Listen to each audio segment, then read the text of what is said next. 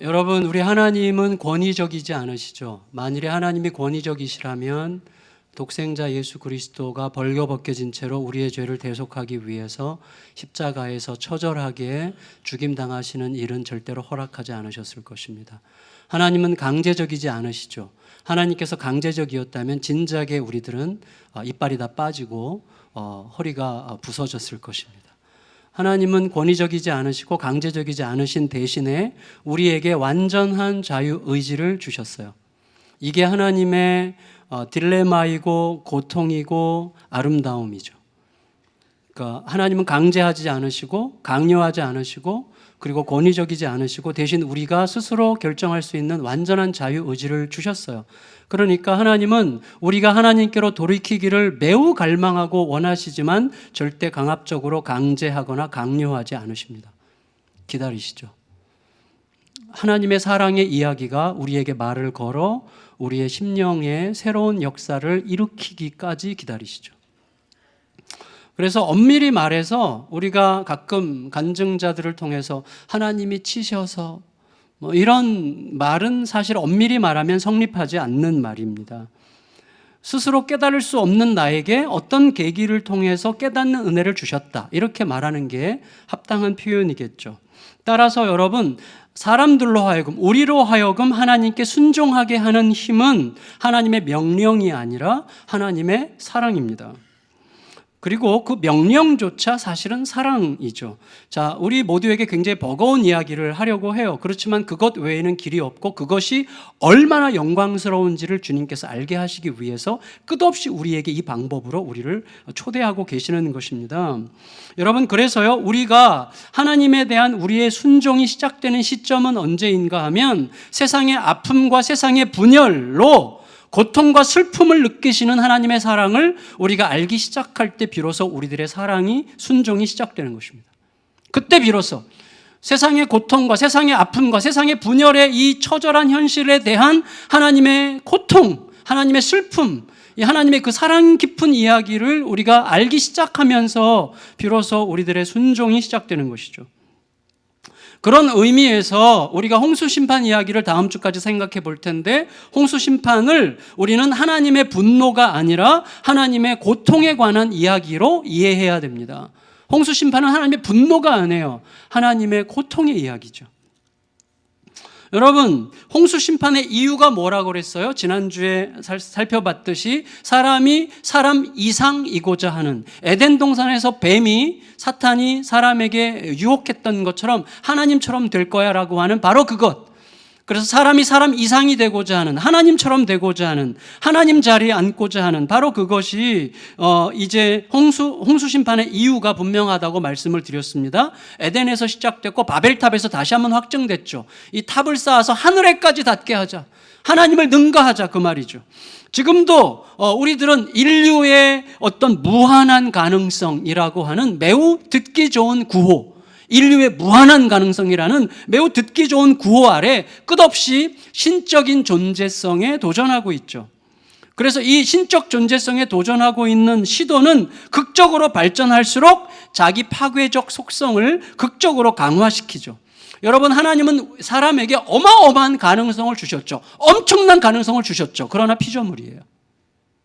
그래서 사람이 어마어마한 가능성에 스스로 깜짝 놀래가지고 마치 자기가 창조주가 된 것처럼 굴면 그 자체가 이미 파괴성을 갖는 것이고, 그것에 의해서 무언가를 이루고 성취할수록, 성취가 강할수록 파괴성도 강해지는 것이죠. 여러분, 우리가 우리의 피조적 한계라는 게 우리를 답답하게 하는 게 아니에요. 우리를 얼마나 자유롭게 하는지 몰라요. 이런 거 있잖아요. 제가 늘 전에도 말씀드렸지만, 제가 일단 선을 넘어 바람 피면 끝나는 거예요. 일단 제가 불행을 초대한 거죠. 그때부터는 이제 어둠의 시간을 사는 거죠. 그 선을 지키는 게 굉장히 중요해요. 어렵지만. 그래서 여러분, 하나님은요, 세상이 알지 못하는 세상의 절망, 여러분, 세상은 지금 굉장히 잘 나가고 있다고 생각하던 때에 홍수 심판 이전에 잘 나가고 있고 행복하다고 느끼고 있던 그때지만 하나님이 보실 때는 세상에 알지 못하는 세상의 절망이 있었던 거죠. 거기에 하나님은 눈 감고 계실 수가 없었어요. 왜냐하면 총체적으로 부패한 썩은 고깃덩어리 같은 상황이었기 때문이죠. 그래서 11절 12절에서 이렇게 말씀하십니다. 창세기 6장 11절 12절 같이 읽겠습니다. 시작. 그때 온 땅이 하나님 앞에 부패하여 포악함이 땅에 가득한지라. 하나님이 보신즉 땅이 부패하였으니 이는 땅에서 모든 혈육 있는 자의 행위가 부패함이었더라. 여러분 보세요. 이 부패라는 단어는 썩었다는 뜻이기 이전에 깨졌다는 뜻이에요. 그릇이 깨졌다라고 하는 것을 표현할 때 부패 이 단어를 쓰는데, 그다음 포악하다는 것은 강자에 의한 약자에 대한 착취예요. 그래서 강자의 약자에 대한 착취를 포악함이라고 얘기한단 말이죠. 그러니까 여러분 이런 뜻이죠. 지금 홍수 직전에 사람들은 하나님의 형상의 아름다움은 박살났고 깨졌고 포악함이 그들의 존재 방식이 됐어요. 이제 적자생존의 약육강식의 경쟁적이고 공격적이고 폭력적인 세계로 점점점 재빠르게 진입해 들어가는 그런 상황 속에 있었다는 것이죠. 그러니까 하나님으로부터 흐르는 믿음과 사랑의 질서는 증발하고 있었어요. 정말 빠르게 증발해버리고 대신 그 자리를 의심과 두려움, 이 부패한 힘의 논리가 이제 차지하기 시작한 것입니다. 그래서 여러분, 배신자인 아담과 하와에게 가죽 옷을 입히시는 긍휼과 자비를 베푸셨던 하나님의 눈에 보기에도 이 세상은 덜 절망적이었던 거죠. 예, 다른 선택의 여지가 없었어요. 제가 개척하기 이전에 섬겼던 교회에 정말 제가 좋아했던 한 형제가 30대 중반 가정, 제가 개척 초기에 얘기한 적이 있죠. 그 형제가 전화가 왔는데 이제 폐혈증이 걸린 거예요. 감기인 줄 알았는데 그게 폐혈증까지 가서 거의 사망 직전까지 갔어요. 극적으로 하나님께서 치료하셨는데 결과는 어때요? 치료받은 결과 손가락 10손가락 끝이 전부 다 새까맣게 썩었고, 그 다음에 허벅지 아래가 다 새까맣게 다 썩었어요. 그래서 무릎 위까지죠. 허벅지까지가 다 썩었어요. 정말 그날 제가 가서 봤는데 그날 간 날이 그 다리와 손가락을 자르는 날이었어요. 정말 새까매요. 고목나무처럼. 그런데 여러분, 그게 희망이에요. 유일한 희망은 잘라내는 거죠. 여러분, 그건 잔인해 보이지만 잔인한 선택이 아니라 생명을 위한 최선이죠. 하나님은 그렇게 다시 시작하려고 하신 것입니다. 여러분, 그래서 희망이라고 하는 것은 어디에 있는 거예요? 희망은 이제 시대의 그 썩은 부패한 바람에 휩쓸리지 않은 한 사람, 오직 창조주 하나님께만 희망이 있다는 사실을 절대로 잊지 않기로 결정한 그 한 사람, 하나님이 내신 믿음과 사랑의 질서에 끝까지 거하기로 결정한 그 한 사람, 그리고 누구도 멸망을 상상할 수 없었던 시대에 반드시 멸망의 시간이 올 거라는 것을 확실히 믿기 때문에만 할 수 있었던 행동에 자기 인생을 건 그 한 사람, 마녀 사냥을 당할 수도 있는 그 혹독한 상황에서도 100년 이상 순종의 길을 걸어갔던 그 한 사람, 노아를 통해서 지난주에 살펴본 것처럼 은혜를 입은 사람 노아를 통해서 새로운 희망의 싹이 싹틀 수밖에 없는 것입니다. 그래서 9절에서 노아에 대해서 이렇게 표현하고 있어요. 9절 읽겠습니다. 9절 시작. 이것이 노아의 족본이라. 노아는 의인이요 당대의 완전한 자라. 그는 하나님과 동행하였으며. 여러분, 노아는 이름 그대로 위로와 안식의 희망이었어요. 노아가 위로, 안식이란 뜻이라고 그랬잖아요. 물론 노아도 죄인입니다. 그도 불완전한 자입니다. 그가 24시간 항상 하나님과 동행했다고 우리가 말할 수가 없습니다. 그의 나중에 이제 홍수 이후에 보면 노아의 불완전함이 고스란히 드러나죠. 여러분, 그런데 성경은 그를 의인이라고 부르고 완전하다고 부르고 하나님과 동행한 자라고 부릅니다. 그게 어떤 의미인지 우리가 알고 있지 않습니까? 여러분, 노아가 비록 혼잡한 잡혼의 시대, 잡혼이에요. 아무나 막 결혼하는 그런 시대에 500년 이상 신실한 믿음으로 한 여인과만 살았고 그 여인과의 사이에서 약속의 자녀, 새 언약의 자손을 낳았죠. 그리고 인류의 구원을 위해서 방주를 짓는 일에 일생을 걸었다고 할지라도 만일에 노아에게 우리가 조금 아까 읽은 이 9절 말씀, 그는 의인이고 당대의 완전한 자라, 그가 하나님과 동행했다라고 하는 이 말씀을 노아에게 읽혀준다면 노아가 그 말을 듣고 하나님이 좀 알긴 아시는구나 이렇게 말할 사람이 아니라는 것쯤은 우리가 알고 있어요. 거의 틀림없이 손사래를 치면서 무슨 말입니까? 나 같은 자가 무슨 의인이고 완전합니까? 저는 그렇지 않아요 라고 말할 수 있는 게 분명해요. 그래서 역설적으로 그가 그렇게 말할 수 있는 사람이기 때문에 하나님께서 그를 의인이요 완전한 자요 하나님과 동행한 자라고 말할 수 있었던 근거가 됐겠죠. 따라서 여러분, 노아에 대한 성경의 평가는 노아의 존재에 관한 평가가 아니에요. 노아의 존재 자체가 의인이었고 노아의 존재 자체가 완전했고 노아의 존재 자체가 24시간 하나님과 동행했기 때문이 아니라, 그건 노아에 대한 평가는 노아의 존재의 문제가 아니라 노아를 향한 하나님의 시선의 문제죠. 하나님께서 우리를 의롭다고 하실 때 그것은 예수를 통해서만 우리를 보기로 결정하셨다는 뜻이죠. 우리의 모습 그대로 우리가 어떻게 봐줍니까? 솔직히 봐줄 수 없어요. 나도 나를 못 봐주겠어요. 솔직히 저도 나도 나를 볼 때 너무 유치하고 너무 쪼잔하고, 이렇게 얘기할 때 여러분 진짜구나 이렇게 생각하시지 말고 굉장히 자기를 비하해서 우리를 이해시키려고 하는구나 이렇게 이해해 주시기를 축원하옵나이다. 근데 여러분 어쨌거나 중요한 건 뭐냐면 내가 나도 못 봐주겠는 거예요. 그러니까 하나님께서 노아를 보시는 그 시선은 뭐예요? 노아에 대한 하나님의 시선에 대한 표현이라는 것이 우리에 대해서도 마찬가지죠. 그러니까 여러분 이것은 예수님을 통해서 우리를 보시는 바로 그 시선이죠. 우리가 하나님께 받아들여졌다고 하는 것은 어떤 의미입니까? 이제부터 우리의 시선이 나의 욕망, 나의 욕구, 나의 기분, 나의 감정, 나의 의지, 나의 경험, 나의 지식, 나의 전제가 렌즈가 되지 않고 예수 그리스도가 렌즈가 되는 삶으로 부름받았다는 것을 인정하는 거죠. 거기에 신비가 있어요. 어떤 신비인가 하면요, 하나님의 시선이라는 것은 고작 시선 정도가 아닙니다. 하나님의 시선, 우리를 의롭다 하시는 하나님의 시선이 우리에게 들어오면, 그 시선이 우리에게 들어오면 그 시선은 단지 하나의 추상적 시선이 아니라 우리를 통해 의롭다 할 만한 요소로 드러나요. 여러분, 그래서 베드로후서 2장 5절에서 노아를 이렇게 얘기했어요. 헤럴드는 전파자죠. 소식을 전하는 자, 혹은 프리처, 설교자, 뭐의? 의의 전파자, 이렇게 해석했어요. 노아의 인생을 의의 전파자. 다시 말하면 하나님이 노아를 의롭게 보셨을 때 그를 의롭게 보시는 하나님의 시선이 노아에게 들어가 노아의 삶이 사람들에게 의를 전파하는 삶이 됐다는 거예요. 그러니까 하나님의 시선이 우리에게는 현실이 되는 것입니다. 마치 와이파이 비슷한 거죠. 와이파이.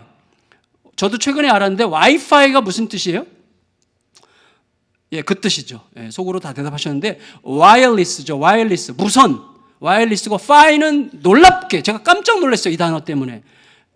FI가 뭐의 약자냐면 fidelity의 약자라는 거예요. fidelity는 충실하다는 뜻이거든요. 충성 이런 뜻이에요. 그러니까 와이파이는 무슨 뜻이냐면 보이지는 않는데 충실하게 작동하고 있는 현실의 힘이에요. 이게 와이파이예요. 그러니까 너무 멋지죠. 보이지는 않지만 듣게 하시고, 보이지는 않지만 보게 하시고, 보이지는 않지만 믿어지게 하시고, 보이지는 않지만 행하게 하시는 하나님의 그 능력으로, 하나님의 시선의 동력으로 하나님의 뜻이 우리의 삶을 통해서 나타나게 하신다는 거죠. 우리를 의롭다 하신다는 것은요, 단지 의롭다고 인정해 주시는 정도가 아니라 그게 우리를 통과하면서 하나님의 은혜로 그것이 그런 식으로 표현되도록 하신다는 거예요. 그러니까 그리스도인이 은혜를 입었다고 할 때 은혜를 입은 자다운 삶이 나타나는 것은 당연한 것이죠. 이제 하나님께서는요, 노아에게 하나님 자신이 결정한 결정과 그 결정의 이유를 설명해 주십니다. 13절 읽겠습니다. 13절 시작. 하나님이 노아에게 이르시되 모든 혈육 있는 자의 포악함이 땅에 가득함으로 그 끝날이 내 앞에 이르렀으니 내가 그들을 땅과 함께 멸하리라. 여러분, 하나님께서요, 소돔과 고모라를 심판하실 때에 심판을 앞두고 그것을 아브라함에게 미리 알리셨어요. 아브라함에게 미리 알리실 때 하셨던 말씀 기억하세요? 뭐라 그러셨습니까? 내가 하려는 것을 아브라함에게 숨기겠는가? 이렇게 얘기하셨어요. 자, 이게 너무 아름답죠? 하나님의 뜻을 이루기 위해서 선택하신 사람에게 곧 하나님이 이루실 일을 말하지 않을 수 없다는 거였어요. 더구나 하나님께서 아브라함에게 그런 대화를 하실 때 아브라함의 건의에 따라서 하나님의 계획이 변경될 수도 있는 여지를 가지고 대화하세요. 그래서 아브라함이 계속 건의하는데 하나님께서 계속 들어주시잖아요. 50명, 40명, 30명만 있어도 하나님 구원하셔야 되지 않습니까? 그렇게 할게. 계속 하나님이 대화를 하시죠. 따라서 여러분, 하나님께서 우리를 대하실 때 여러분 정말 이 하나님으로 믿으셔야 됩니다. 이 하나님이에요. 우리 하나님. 어떤 하나님이세요? 그분은 피조물 위에 군림하는 창조주로 우리를 대하시는 게 아니라 아들과 마주 보시는 아버지세요. 그리고 조력자의 의견을 듣고자 하시는 계획자로서 우리를 대하시죠. 그래서 바울이 고린도전서 3장 9절에서 감히 뭐라고 얘기했어요? 우리는 하나님의 동역자다 그랬어요. 여러분 정말 존경받고 많은 성도들의 한국교회가 존경하는 목회자 밑에 있었던 어떤 부교육자들은요, 그 목사님을 스승이라고 또 나는 그의 제자라고는 부르지 내가 그분의 동역자라 이렇게 못 불러요. 사람도 그 죄인인데도. 근데 하나님을 우리가 감히 우리의 동역자라고 부르도록 하나님은 자신을 우리에게 그런 방식으로 내어주셨단 말이죠. 그분이 우리 아버지세요. 그러니까 여러분 그 아버지가 이제 어떻게 하시는가 하면 한편으로는 쓸어버리겠다 이렇게 말씀하셨죠 지난주에. 근데 이제는 방주를 만들어라 이렇게 얘기하셨어요. 자, 쓸어버리겠다는 건 심판이고 방주는 구원이죠. 심판과 구원이 겹쳐지고 있어요. 무슨 말이에요? 여러분 제가 누군가가 위기에 처해 있을 때 그 위기, 악의 위기에 처한 그 사람을 건져내려면 그 사람을 위한 구원과 그 사람을 구원받지 못하게 하는 자들에 대한 심판은 겹쳐질 수밖에 없는 거예요. 그래서 구원과 심판은 항상 같이 있어요. 그래서 악에 대한 심판과 선에 대한 구원, 불의에 대한 심판과 의에 대한 구원은 항상 겹쳐지면서 함께 발생하는 거죠. 그게 이제 이 홍수와 방주라는 거예요. 홍수가 있고 방주가 있는 것이죠.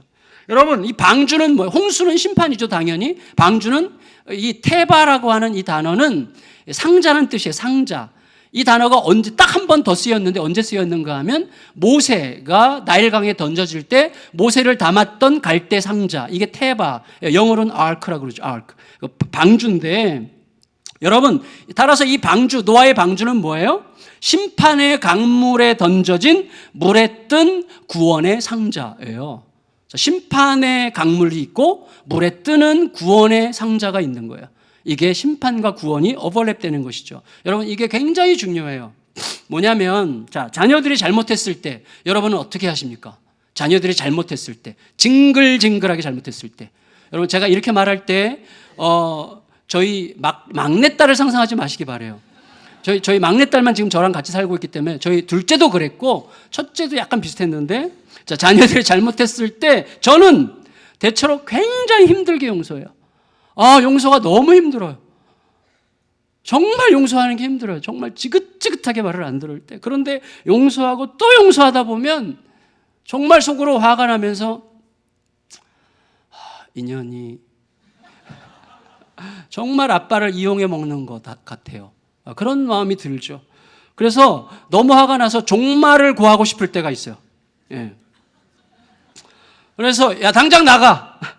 나 더 이상 꼴 보기 싫어.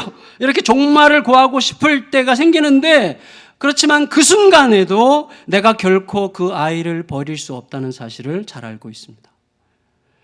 그 아이를 버리는 것이 곧 나에 대한 심판이잖아요. 여러분 아이를 버리고서 대체 제가 어떻게 살겠어요?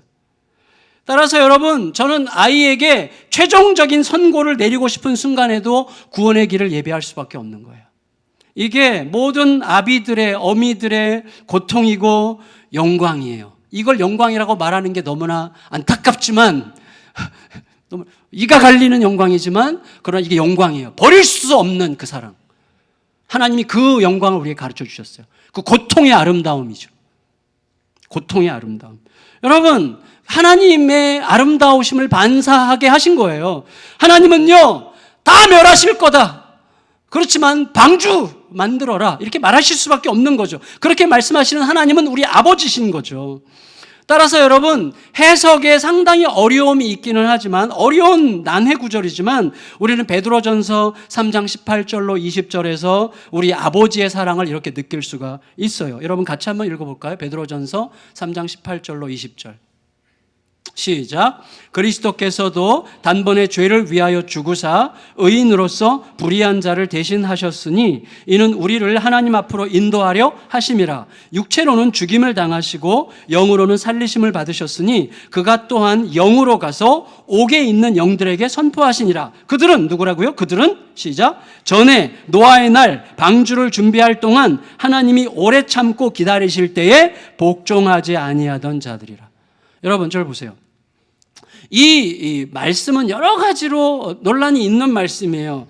정확한 의미가 무엇인지 제가 단정적으로 말하기가 불가능합니다. 그럼에도 불구하고 우리가 확실하게 느낄 수 있는 것은 뭐냐면 하나님의 구원의 열망이 노아 시대에 불순종하여 홍수에 멸망했던 자들에게까지 뻗어가고 있었다는 사실만큼은 분명하죠. 하나님은 그런 아버지세요. 우리가 헤아릴 수 없어요. 사실은 저 인간은 심판받아 마땅해. 우리는 그렇게 말할 수 없어요. 진짜 하나님의 마음을 우리가 헤아릴 수 없습니다. 여러분, 이 방주는 고페르라고 하는 이 침엽수, 배 만들기 좋은 침엽수의 일종일 거라고 보통 예측할 수밖에 없는데, 그걸로 만든 길이가 한 135에서 140m, 폭이 22에서 23m, 높이가 13, 4m 정도 되는, 그리고 내부 수용 공간, 이걸 계산하기 좋아하는 학자들 있잖아요. 계산한 분에 따르면 내부 수용 공간이 연면적 13,000평 정도 되는 물에 뜨는 상자 동물원이 이제 노아의 방주죠. 그게 이제 15절에서 21절까지 있는데 시간 관계상 읽지는 않겠고 집에 가서 다 읽으실 줄 확신합니다. 죄송해요. 제가 사실은 안 믿고 있어요. 예, 그런데 자, 방주의 목적이 중요해요. 여러분, 방주의 목적이 뭐예요? 방주의 목적은 그 방주의 구조와 방주라고 하는 존재의 의미 모두에게서 구원이어야만 되죠. 왜? 세상에 대한 심판 한가운데서 하나님의 구원을 이루기 위한 도구가 방주니까 방주는 구원의 의미를 담고 있어야 됩니다. 자, 구조 면에서 어때요? 세상을 심판하는 거친 물살이 얼마나 거셌겠어요. 정말 하늘로부터 40일 동안 폭우가 쏟아지고 땅 밑에 감춰져 있던 물이 막 땅이 깨지면서 물들이 솟구쳐 올라오면서 막 온통 뒤집어지는 상황이죠. 막 엄청난 소용돌이들이 있는데 그런 세상의 어떤 소위 말하는 세파에서 도 안전할 수 있는 구조여야만 되죠. 그래야만 구원의 방주가 될 수 있는 거죠. 안전해야죠. 근데 여러분, 배를 만드는 학자들이 계산을 했는데 배의 길이와 넓이가 가장 최적의 안전성을 구축할 때는 6대1이라고 하더라고요. 근데 노아의 방주가 딱 6대1이죠. 그러니까 구조적인 면에서 모든 세파로부터 결코 전복되지 않는 구조로 구원의 방주. 그러니까 절대 하나님의 구원의 목적은 결코 실패하지 않는 거죠. 그 다음에 중요한 건 뭐냐면 이 방주의 존재의 의미예요. 왜 거기 존재하죠? 그 세상이, 홍수 심판이 있기 전 그 세상이 어땠어요? 하나님의 질서, 곧 믿음과 사랑의 질서를 떠나서 예배를 망각하고 더 이상 하나님을 예배하지 않고 자기의 존재를 숭배하고 자기 존재를 예배하고 스스로 하나님이 되려고 했고 하나님의 믿음과 사랑의 질서 대신에 의심과 두려움의 질서로 드디어 이제 적자생존의 약육강식의 이 폭력적인 어떤 경쟁적 분위기로 세상을 가득 채우고 있던 그런 시대죠. 그러면 그런 사람들의 영향은 자연 만물에도 자연스럽게 스며들지 않았겠어요? 그러니까 어린 양과 사자가 뛰어노는 시대는 이제 지나가는 거죠.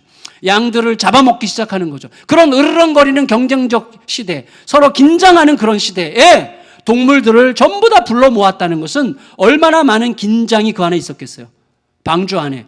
그러니까 의심과 두려움으로 진행되는 세상에서 방주 역할을 하기 위해서는 이 의심과 두려움의 정신을 완전히 압도할 만한 믿음과 사랑의 이 질서가 이 안에 꽉 차 있어야만 되는 것이죠. 그것을 반영한 것이 뭐예요? 노아의 방주에 키가 없고 닻이 없다는 거죠. 다시 말하면 노아의 방주의 속도나 방향이나 이 배를 조종할 게 아무것도 없어요. 그냥 떠 있어요. 다시 말하면 이 방주의 운명은 완전히 하나님께 맡겨져 있는 구조예요. 그게 예배예요. 여러분, 우리가 예배를 왜 드리죠? 하나님께 완전히, 하나님이 전부십니다. 하나님이 모든 것이십니다. 하나님께 모든 희망이 있습니다. 하나님만이 나의 희망이고 생명이십니다. 그러므로 하나님께 나의 모든 것을 의탁합니다. 이게 예배잖아요. 이 방주는 그런 의미에서 예배적 내용을 담고 있는 거죠. 제가 며칠 전에 차 닦으러 셀프 세차장에서 주로 차를 닦는데 셀프 세차장에 갔다가 차를 닦으려고 하는데요, 사람들이 너무 열심히 닦느라고 한 30분 가까이 기다렸는데 계속해서 멈출 줄 몰라. 계속 막 그 추위에 막 얼마나 막 많은 거 닦고, 제가 약간 막 화가 나려고 그랬어요. 너무 화가 나서 물어봤더니 누가 그러더라고요. 이건 아무것도 아니라고. 6시간 동안 차를 닦는 인간들이 있대. 그래서 혹시 제가 우리 교인 중에 그런 분이 아니기를 바라면서 제가 그런 생각했어요. 다 차 닦는 모습을 보니까 이게 거의 예배더라고요.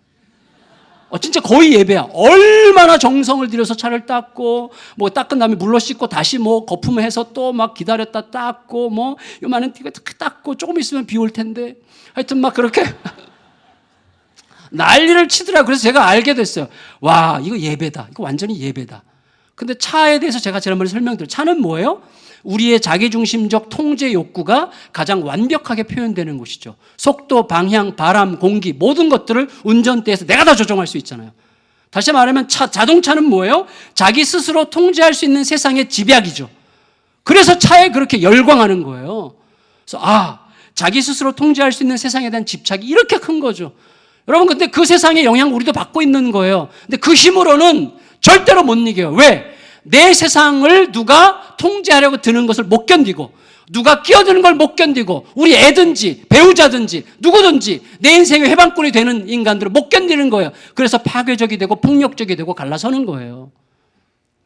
예수의 십자가는 뭐예요? 다 들어와도 돼요. 내 마음의 앞마당에서 뛰어놀아도 상관없어. 그래. 누가 나 막 이렇게 비난하고 막 내 길을 막는 것 같으면 재밌네. 뭐 이래야지. 뭐 이렇게 되는 순간 이제 큰일 나는 거죠. 그러니까 그런 시대로 돌아가는 거죠. 어떻게 보면 날마다 우리가. 여러분, 그런데 방주는 그런 의미에서 하나님을 향한 전적인 신뢰, 전적인 믿음, 전적인 사랑의 예배가 있는 그대로 표현되는 곳이 방주죠. 근데 솔직히 여러분, 자, 방주에서의 실제 현실은 얼마나 버거웠겠어요. 사실 방주를 최대한 부정적으로 한번 상상해 보세요. 방주 밖에서는요, 엄청난 빗소리와 함께 사람들과 짐승들의 죽어가는 소리들이 막 들끓고 있고, 막 꿀꿀꿀꿀 막 죽어가고 있고, 왈왈왈왈 하면서 죽어가고 있고, 사람들이 살려줘! 노아 욕하면서, 하나님 욕하면서 막 죽어가고 있고, 방주 밖에 모든 생명체가 소멸되기까지 방주 문을 걸어 닫은 채로 완전히 폐쇄된, 밀폐된 사회를 이루고 있어야만 되는 거죠. 여러분, 문이 닫힌 방주는요, 모든 죽어가는 자들에게 원망과 저주의 대상이 될 수밖에 없지 않았겠어요? 이미 충분히 그들에게 기회가 주어졌어요. 여러분, 100년 이상 기회가 수백 년 기회가 주어졌어요. 그럼에도 불구하고 돌이키지 않았던 그들이라고 할지라도 방주 바깥 사람들인 이들은 문 닫힌 방주를 폐쇄적이고 지들끼리의 천국이라고 그렇게 말하겠죠. 그 모든 기회를 날려버려 놓고도 그렇게 말하겠죠. 더구나 문이 열리기까지 그 안에서 일어나는 일상이라고 하는 것은 얼마나 힘겨웠겠습니까? 가끔씩 방주 안으로 바깥 공기를 들여보낼 수 있었는지는 모르겠지만 폐쇄된 공간의 이 답답함, 온갖 생명체들의 몸과 배설물에서 나오는 이 극심한 냄새, 매일 반복되는 이 단조로운 날들의 연속, 그리고 모든 생명체들에게 끝없이 양식을 제공하고 돌봐야 되는 이 극단적인 분주함. 여러분, 우리 신장로님 소 100마리 키우는 것도 그렇게 힘들고, 우리 뭐 제암농장 닭 이렇게 키우는 거 얼마나 바빠요. 정말 바쁘죠. 극단적. 그러니까 우리 방주 안의 삶은 그야말로 답답하고 고통스럽고 단조롭고 극단적으로 바쁜 날들의 연속이죠. 고통 그 자체예요. 방주가 유람선입니까? 완전히 고통, 생존하기 위한 고통 그 자체죠. 그런데 여러분, 방주를 최대한 긍정적으로 한번 상상해 보세요. 자, 방주로 인해서 인류의 최종적인 멸망은 일단 보류됐어요. 얼마나 감사합니까? 방주는 밖에서 죽어가는 사람들에게는 잔인한 심판의 상징이었지만 방주 안으로 구별된 생명체들에게는 은혜의 상징이었죠. 방주는 미래를 위한 유일한 새 희망이었죠. 방주 밖에 있는 외부자들에게는 폐쇄적인 공동체였는지 모르겠지만 방주 안에 있는 내부자들에게는 완전히 개방적인 열려있는 공동체였죠. 거기에 사람만 있는 게 아니죠. 짐승도 있죠. 새도 있죠. 기는 것들도 있죠. 정결한 것들만 있는 게 아니라 정결하지 않은 부정한 것들도 있었죠. 큰 것도 있고 작은 것도 있고 암수도 골고루 암수가 섞여 있었죠. 일정한 기간이 지나면 방주의 문은 활짝 열릴 것입니다. 그리고 세상은 하나님으로부터 흘러나오는 믿음과 사랑의 질서를 중심으로 활짝 개방된 사회, 하나님의 나라를 이루어가기 시작할 것이죠. 그런데 여러분 잘 생각하세요. 방주를 통해 우리가 상상할 수 있는 이런 최대한의 긍정적이고 희망적인 그림은 반드시 방주를 통해 상상할 수 있는 최대한의 부정적이고 절망적인 그림을 통해서만 이루어지죠. 그 고통을 겪어야만 되는 거예요. 그 아픔의 시간을 통과해야만 되는 거죠. 성도 여러분, 현실의 위협이 넘실대도 괜찮습니다. 결국 그 길이 구원의 길이에요. 여러분, 광야의 고통을 통해서만, 십자가의 죽음을 통해서만 희망의 이야기가 시작될 수 있었던 것과 똑같습니다. 여러분, 우리가 가끔 이렇게 말할 때가 있어요. 사람이라면 그럴 수 없지. 사람이라면 그럴 수 없지. 자, 이렇게 말할 때가 있는데, 그렇게 말하게 되는 이유가 뭡니까? 사람이라면 정말 그럴 수 없기 때문이죠. 동시에 그럼에도 불구하고 실제로 누군가가 그렇게 했기 때문이죠. 여러분, 사람은 안타깝게도 그럴 수 없는 일, 사람이라면 절대 그럴 수 없는 일을 그렇게 해도 되지 않을까 하는 가능성 하나만으로도 얼마든지 저지르고야 마는 존재죠. 그게 사람이죠. 여러분, 2년 전에 신안군 섬마을에서 여교사를 돌아가면서 성폭행한 사람들이 너무나 평범한 그 학부모와 마을 사람들이었다는 사실이 그 증거죠. 우리가 아니라고 마음으로부터 발뺌하면 안 됩니다. 그들은 우리와 똑같은 사람들이죠. 여러분, 따라서 우리가 인정해야 돼요. 우리는 누구냐? 우리는 사람이라면 결코 그렇게 할 수 없다는 당위적 진실보다 그렇게 할 수 있을지도 모른다는 욕망의 가능성을 침범하고 싶은, 다시 말하면 주제 넘은 열정에 사로잡히는 자들입니다. 따라서 우리에게 가장 필요한 건 뭐냐면, 사람이라면 그렇게 할 수 없어, 그렇게 하지 않을 수 있게 하는 어떤 힘에 사로잡히는 거예요. 그건 뭐예요? 하나님으로부터 나오는 압도적인 믿음과 사랑의 진실에 매료당하는 거죠. 여러분, 아무리 하지 말라고 그래도 하지 않을 수가 없어요. 하지 말라고 할 필요가 없고, 그가 하나님의 아름다우심에 예수 그리스도의 자기를 내어주시는, 우리가 성찬식 할 텐데 자기의 몸을 깨뜨리고 피를 흘리신 그 사랑의 아름다우심에 푹 빠지고 그 매력에 도취되고 그 매력에 사로잡힐 때만 그가 사람이라면 그렇게 할 수 없는 일을 절대 하지 않을 수가 있는 거죠. 그 사랑만이 우리로 하여금 순종하게 하는 것입니다. 따라서 여러분, 제가 예수 그리스도의 십자가가 가르쳐 주시는 그 압도적인 믿음과 사랑의 이야기에 빠져들어가는 길밖에 없어요. 그래서 날마다 예수의 이야기가 우리에게 매력적으로, 너무나 신선하게, 여러분 엎드려 예배 시간에 와서 이렇게 엎드려 주님 기도하는데 주님께서 사랑해, 사랑해, 정말 사랑해, 너의 어떠함과 관계없이 사랑해, 이런 말을 들을 때 가슴에서 울컥하면서 정말 쏟아지는 눈물이 언제 있었어요? 그 눈물이 우리로 하여금 하게 하는 거예요. 하지 말라 그래서 안 하는 게 아니에요. 그 눈물이 하게 하는 거예요. 따라서 여러분, 다시 처음으로 돌아가서 우리는 홍수 심판의 이야기에서 하나님의 분노가 아니라 믿음과 사랑을 회복하시려고 하는 하나님의 고통의 아름다움을 볼 수 있어야만 하는 것입니다. 고통당하시는 하나님의 아름다우심에 매료돼야 돼요. 그때 우리는 힘이 생기는 것, 새로운 힘이 생기는 것이죠. 말씀을 정리할게요. 성도 여러분, 노아의 홍수로 인해서 인류 절대 다수가 죽는 사건이 구원을 이루는 것이 아니었습니다. 그렇죠. 역사는 그 후로도 끝없이 매우 거칠게 혹은 매우 세련되게, 때로는 신앙적인 척하는 얼굴로 자기 자신을 숭배하는 파멸의 길을 걸어가요. 오늘날 자기 자신을 숭배하는 그룹 중에 가장 많은 그룹이 아마 목회자일 수도 있을 것 같아요. 자기를 숭배할 가능성이 우리 모두에게 늘 있어요. 하지만 여러분, 그러한 파멸적 길을 끝없이 우리가 가지만 하나님도 자신의 구원의 길을 절대로 멈추지 않으시죠. 그리고 끝내 하나님 선택하신 게 뭐예요? 인류의 절대 다수의 죽음이 아니라 하나님 자신이 자신을 향해 허용하시는 죽음, 곧 자기 아들을 죄악의 거친 물결에 수장시키는 것 같은 죽음을 통해서 멈추지 않는 구원의 역사를 계속 이루어 가시고, 우리는 그 구원의, 하나님의 구원의 역사의 매력에, 진실의 아름다움에 빠져들어가는 것을 통해서 나타나는 힘으로 우리 자녀들을 향하고 우리 가족들을 향하고 힘들어도 내가 행하는 일을 향하는 거죠. 그때 뭐예요? 하나님의 새로운 창조의 일들이 나타나기 시작하는 거예요. 우리에게는 그 힘이 필요합니다. 그 은혜에 매료된 힘이 필요합니다. 그 은혜에 완전히 사로잡힌 힘이 필요합니다. 그 은혜가 깨달아지는 은혜가 너무나 필요합니다. 그 은혜의 힘이 우리로 하여금 살게 할 것이게요. 그 살게 하는 은혜의 힘을 통해서 살아나는 한 주간의 삶을 살고 다음 주에 아름답게 만나게 되는 우리 모두가 되시기를 예수님의 이름으로 축원합니다.